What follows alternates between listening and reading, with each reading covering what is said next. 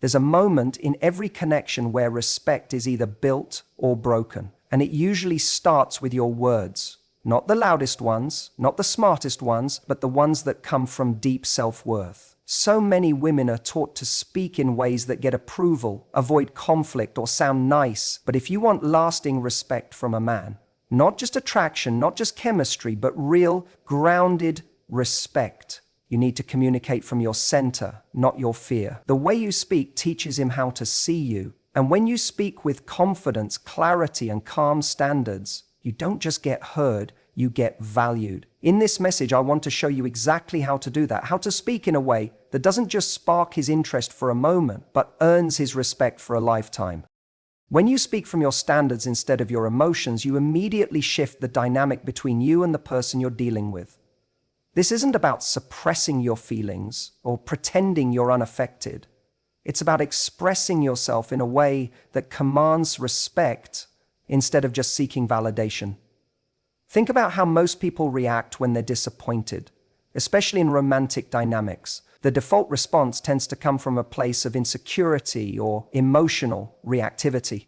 And while it's human to feel upset or hurt, the way we communicate those feelings determines whether we're seen as someone who knows their worth or someone who's trying to prove it. A man respects a woman who speaks with clarity. That means she doesn't just say what she feels, she expresses what she values. Let's say a guy starts acting flaky. Maybe he cancels on you last minute. Instead of reacting by saying, "I can't believe you do this to me," or "You never take me seriously," a woman who knows her standards might say something more grounded like, "I like spending time with people who show up.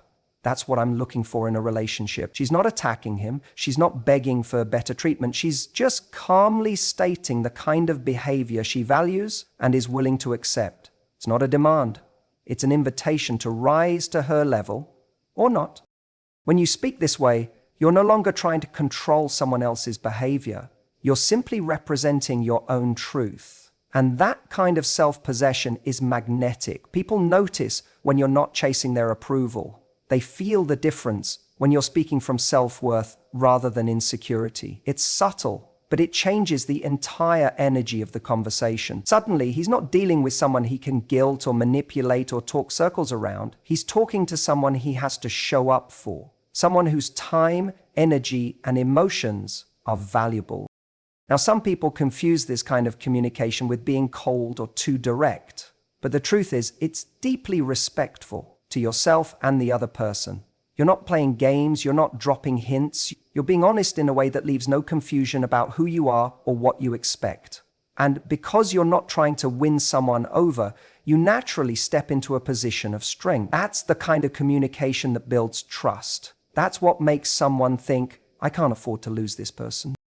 It's also important to remember that speaking from your standards doesn't mean you don't feel deeply. It means you've learned how to honor your feelings without letting them hijack your voice. You don't need to scream to be heard. You don't need to cry to be taken seriously. Your composure is your power, not because you're hiding your truth, but because you're choosing how to deliver it. This is especially powerful when dealing with difficult or emotionally charged situations. If a guy disrespects you, talks down to you, or crosses a boundary, the old version of you might have gotten defensive or argumentative. But the empowered version of you can simply say, "That's not how I engage with people I'm close to. If that's the tone this conversation is going to take, I'm not interested in continuing it," and then walk away. Not as a punishment, but as a choice. You've just made it clear that being with you requires a certain level of maturity. You've set the bar without drama. And here's the beautiful part. When you start speaking like this, you'll notice that the right people start rising to meet you. You'll weed out the ones who are only around because they could get away with doing the bare minimum. You'll stop over-explaining yourself to people who were never really listening. And instead, you'll start attracting people who genuinely want to understand you, connect with you, and earn your respect. Not because you demanded it, but because you inspired it. When you speak from your standards, you create boundaries without needing walls. You offer clarity instead of confusion, and you show the world and yourself that your voice is not a reaction, it's a reflection of your value. One of the most powerful things you can do in any relationship is to pause before you speak. That pause is where your influence lives. It's where respect is either built or broken. When we react immediately, especially in emotional moments, we tend to speak from our wound, our fear, our insecurity. But when we pause, even for just a few seconds, we give ourselves the space to access our wisdom, our intention, and our power. So that's when we stop speaking to be heard and start speaking to be effective, and it's a game changer. Imagine you're in a conversation with a man who says something that frustrates you, disappoints you, or even hurts you. The instant urge is to react, to defend yourself, to challenge him, to express your pain in a way that demands a response. But in that moment, if you can resist the impulse to immediately respond and instead take a breath and ground yourself, you shift the dynamic completely. You go from being emotionally led to being emotionally intelligent. And in doing that, you make it impossible for him to ignore the weight of your presence. That pause is where self-respect takes root. It says, I don't owe you a reaction. I don't owe you chaos. I'm not here to fight for attention or approval. It communicates without a word that you know your value and that you're not afraid of silence. Silence, after all, is one of the most disarming tools in communication. When someone expects a reaction and gets stillness instead, it makes them reflect. It breaks the pattern. It forces them to engage with you on a different level. This isn't about playing games. It's about refusing to play the game of emotional ping pong where you trade jabs, guilt trips, or desperate pleas. Instead, you become the person who speaks with calm clarity, who doesn't fill every space with noise, and who chooses words not out of emotion, but out of intention. That's the kind of person who is not only respected, but remembered. Men, whether they admit it or not, are deeply influenced by how a woman makes them feel in her presence. If you're constantly over-explaining, justifying, or reacting, they feel the instability of that energy, even if your words are logical. But when you pause and speak from a place of grounded strength, you create emotional contrast. You feel different, you feel rare, and what feels rare is what gets respected.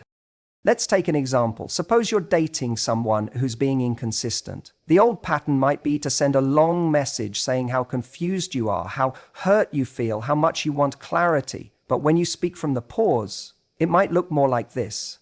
When I feel a lack of consistency, it signals to me that someone might not be in a place to build something real, and I'm looking for real. That's not cold, that's clarity. That's not reactive, that's resolute. And because you've taken a moment to choose those words, they carry more weight than anything said in a rush of emotion.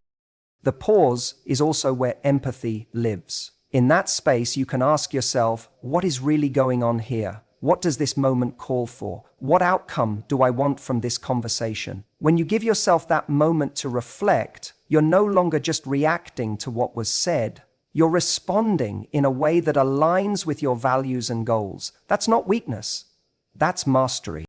You see, the difference between someone who speaks to argue and someone who speaks to influence isn't just tone, it's timing.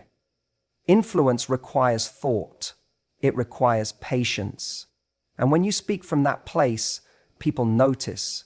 They listen more, they interrupt less, they lean in instead of pulling away, because you created a safe space for communication. Not just safe for them, but safe for you too. A space where you're not abandoning yourself just to get a point across. This approach doesn't mean you won't ever feel intense emotions. You will, you should, but you learn to carry those emotions instead of letting them carry you. That pause is your anchor. It's what helps you stay connected to your truth while giving others the chance to meet you there. And when you do speak, your voice will carry a gravity that isn't loud, but it is unshakable. And that's the voice people remember. When we talk about respect in relationships, especially the kind that lasts, it's often built in the moments when someone sees you holding a boundary, not because you shouted it, but because you quietly lived it.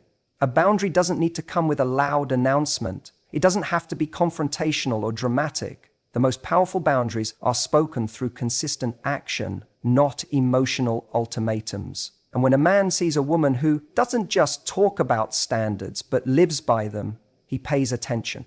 Because that kind of strength is rare. The third keynote is about the art of communicating boundaries without hostility. Too often, people think setting a boundary has to be a battle, but that comes from fear, not power. True confidence is calm. It doesn't need to scream. It doesn't need to convince. It doesn't need to apologize. When you're grounded in your worth, your boundary becomes a quiet truth that either invites someone to step up or silently exits those who can't. Picture this. You're seeing someone who keeps canceling plans last minute. Maybe your old self would get upset, send a long message, demand better behavior. That's reaction. That's trying to force respect. But now, instead, you acknowledge the behavior and respond in alignment with your values. You might say, I value consistency and effort. If this isn't something you're looking for right now, that's okay. I just know what I need. And then you step back. You don't chase. You don't punish. You simply remove your energy from places where it's not honored. That's not harsh. That's clarity. That's showing that your time and emotional investment are sacred and that they're not available for people who treat them casually. And it's that quiet certainty that flips the script. Because when a man realizes that you won't fight to convince him to treat you right, but that you'll just walk with grace, that's when the weight of his actions really hits. The truth is, most people are used to drama. They're used to guilt trips and emotional negotiations. What they're not used to is someone who calmly exits the chaos and doesn't look back.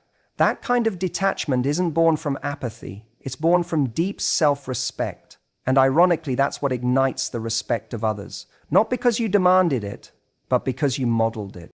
You don't have to explain yourself over and over. You don't need to write essays trying to get someone to see your point. You just need to decide what you're available for and then honor that decision with your actions. And when you speak, you do so from a place of peace, not pain. That's when your words start to feel different. They stop sounding like complaints and start sounding like standards. A man can sense when a woman is emotionally anchored. It shows up in how she responds to disappointment, in how she handles conflict, in how she doesn't overextend herself to earn someone's affection. And that presence, the woman who isn't afraid to let someone go rather than betray herself, is the presence that lingers. It's what makes someone realize long after the moment has passed that they lost something real. And here's the beautiful part. When you stop trying to control people and start focusing on how you show up, you feel free. You don't need to wait for someone to validate your worth. You already know it. So you speak with kindness but firmness. You express your truth not for a reaction, but because it's your truth. That kind of communication doesn't push people away. It draws the right ones closer because they know you won't settle. And that challenges them to rise. So the next time you feel the need to explain your standards, remind yourself it's not your job to convince, it's your job to communicate clearly, live consistently, and let the chips fall where they may. If someone can't meet your energy, that's not your failure, it's just their reality. And you don't need to fight to be understood, you only need to be faithful to yourself, because when your boundaries are grounded in peace, your power becomes undeniable. There's a powerful shift that happens when you realize your presence should never come at the cost of your peace. In relationships, especially when we care deeply, we often find ourselves compromising, not because it's healthy, but because we're afraid that standing our ground might make someone walk away. We think, if I just accommodate a little more, if I don't make a big deal out of this, maybe he'll appreciate me more.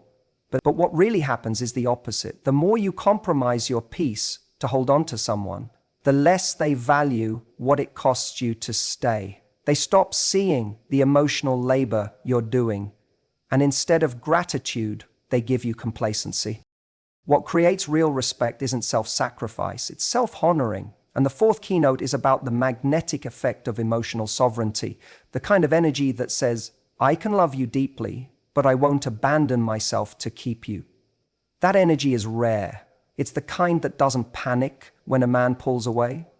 It doesn't chase after mixed signals or try to decode every text. It observes, it evaluates, it responds, not reacts. And when a man sees that you're not spiraling to earn his attention, but staying grounded in your own life, he begins to experience something unexpected: admiration. You become a mirror, not of his ego, but of his potential. You show him what it looks like to have standards, to have peace, and to protect it. And that doesn't just shift how he sees you, it shifts how he sees himself. Because in your calm, he's forced to confront his chaos. In your confidence, he's confronted by his inconsistency. And he starts to realize that if he doesn't step up, he'll lose something he didn't even know he needed. The rare experience of being with someone who doesn't just know how to love, but who knows how to lead herself. This doesn't mean you're emotionless. It doesn't mean you shut people out. It means you choose your battles wisely. You don't engage in drama to feel alive. You don't fight for clarity. You simply create distance where confusion exists. Because you understand that your energy isn't a negotiation tool, it's an offering. And not everyone deserves a seat at your emotional table. One of the most respectful things you can do for yourself and for any man you care about is to show him the cost of inconsistency. Not through punishment, not through manipulation, but by stepping back when actions don't align with words. By staying silent when someone isn't showing up instead of filling the space with anxious energy. By living your life fully so that you're not just available. That distinction changes everything. When a man feels like you're always there, no matter how little he gives, he starts to assume your love is guaranteed. But when he sees that your peace means more to you than his presence, he realizes you're not attached to potential, you're loyal to reality. And that's when he either rises to meet you or removes himself. Either outcome brings clarity. Too many women have been taught that love is about giving endlessly. But real love, the kind that leads to long-term respect, isn't just about how much you give, it's about how intentionally you give it. When you choose to give from a place of fullness, not fear, you attract people who value your worth instead of testing it. And you teach the world how to treat you by how you treat yourself. So the next time you find yourself tempted to chase clarity from someone who's inconsistent, ask yourself, is this costing me peace? If the answer is yes, then you already have your clarity. Walk away, not because you're trying to teach him a lesson, but because you refuse to learn one twice. Your dignity, your self-respect, your inner calm, these aren't accessories. They are your foundation. And the right man won't ask you to trade them in for temporary validation. He'll honor them, he'll match them. And if he doesn't, your silence will say what your words no longer need to. There's something almost otherworldly about a woman who can walk away with grace. Not because she's given up, but because she's decided to stop fighting for something that's been costing her too much. She doesn't throw a tantrum. She doesn't slam the door. She doesn't even try to make a point. She simply lets go. And in that letting go, there's a power most people aren't prepared for, especially the man who thought she'd never do it. The fifth keynote speaks to the magnetic strength of detachment, not in the cold, distant sense, but in the form of emotional maturity that knows how to surrender without resentment. It's about the moment you realize that staying in a situation that keeps wounding you doesn't make you loyal. It makes you unavailable to better love. That kind of clarity is terrifying for the person who took you for granted, because when you stop needing them to validate you, you take away their power to manipulate you. When you stop arguing, stop proving your worth, stop making their effort your responsibility, you reclaim all the energy you'd been giving away. That withdrawal is a shift that's not loud, but it's deafening. A man who once had your full attention begins to feel the emptiness where your energy used to be. Not because you're trying to make him suffer, but because you're finally choosing your peace over the cycle of disappointment. And here's the thing, when you leave quietly, without bitterness, that's when regret hits him the hardest. Because it wasn't a dramatic exit, it was a dignified one that said, I didn't leave because I didn't care. I left because I cared too much to keep pretending this was enough. That kind of composure is unforgettable. Not because it makes a scene, but because it forces reflection. A man starts replaying all the moments he thought you'd never walk, all the times he assumed your heart was his safety net, and now, without your reassurance, without your effort to fix what he kept breaking, he's left with the consequences of his indifference. And those consequences come not from revenge, but from your evolution. You didn't try to replace him, you replaced the version of yourself that tolerated inconsistency. This is where a different kind of attraction begins. One rooted not in how much you gave, but in how gracefully you let go. Men remember the women who held their boundaries as much as their hearts. The ones who loved deeply, but didn't abandon themselves in the process. The ones who stayed soft but weren't afraid to walk away when love became pain. And this doesn't come from playing a game, it comes from healing, from knowing that you don't need to scream to be heard, that your silence can say everything you need it to, that your peace is not up for negotiation. When a woman moves like that, she becomes unforgettable, not because she's chasing his attention, but because she's commanding respect. A lot of people confuse detachment with being unfeeling, but in reality, it's the ultimate form of emotional intelligence. It's saying, I've felt everything, I've tried everything, and now I'm choosing myself. That's not giving up, that's growing up. And when a man sees that shift, when he realizes you've stopped needing him to change in order for you to feel okay, that's when he starts feeling the weight of everything he. What breaks him isn't your absence, it's the realization that you're not coming back in the same way, that the door he always thought was open has quietly closed. Not out of anger, but out of love for yourself. And that kind of love, that's rare. That's what keeps him up at night. Not the loss of your body, but the loss of your loyalty. Not the silence, but the peace behind it. When you get to that place, you're no longer just reacting, you're creating. You're creating space for someone who won't need to be convinced of your value. You're creating a life where your energy is cherished, not drained. And you're becoming the woman who doesn't beg to be chosen because she's already chosen herself. That's what truly breaks him. Not because you punished him, but because you stopped saving him from the consequences of his own choices.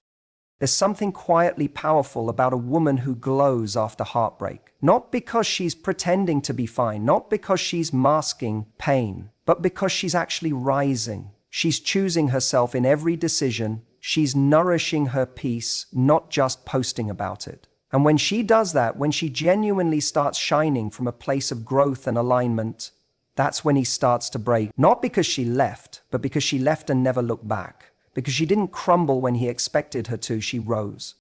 This final keynote is about how your evolution is the loudest statement you can ever make. It's about how the best revenge isn't loud or angry. It's living so fully in your worth that you become untouchable to the version of him that didn't appreciate you. It's the difference between a woman who's still orbiting around someone who hurt her, hoping he notices her absence, and a woman who's built an entirely new life that has no room for his old energy. That's what breaks him. Not your bitterness, not your tears, but your radiance. He thought you needed him. He thought you'd spend your days trying to prove something to him. And maybe for a while you did. Maybe you overgave. Maybe you held on too long. Maybe you confused pain with passion. But now, you're not trying to be seen. You're simply living in a way that's impossible to ignore. You're choosing joy, even if it comes in small moments. You're choosing friendships that feed your soul. You're doing the work not to get over him, but to come home to yourself.